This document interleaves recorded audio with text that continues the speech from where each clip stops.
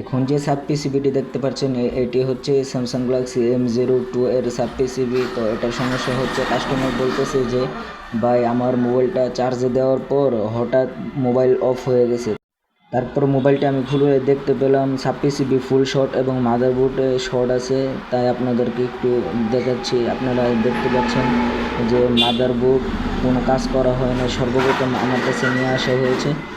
তারপর আমি দেখতে পারলাম যে ডায়াগনস্টিক করে মাদারবোর্ডে শর্ট আছে। তারপর আমি আস্তে আস্তে মাদারবোর্ডের শর্টটা চেক করি, তারপর শর্টটা রিমুভ করে দিই। এখন আপনারা দেখতে পাচ্ছেন যে শর্টটি রিমুভ করা হইতেছে দোয়া থেরাপির মাধ্যমে। দোয়া থেরাপি দেওয়ার পর একটি ক্যাপাসিটার শর্ট ছিল, ওই ক্যাপাসিটার রিমুভ করা হয়েছে, তারপর শর্টটি চলে গিয়েছে। সব কিছুরই আগে সমস্যা নির্ণয় করা, তারপর সমাধান করলে ভালো হয়। তো দেখতে পাচ্ছেন যে সেটটি কাজ করার পর আলহামদুলিল্লাহ চালু হয়েছে। তো কাস্টমারও অনেক খুশি, আলহামদুলিল্লাহ আমি নিজেও অনেক খুশি। ধন্যবাদ সবাইকে ভিডিওটি দেখার জন্য।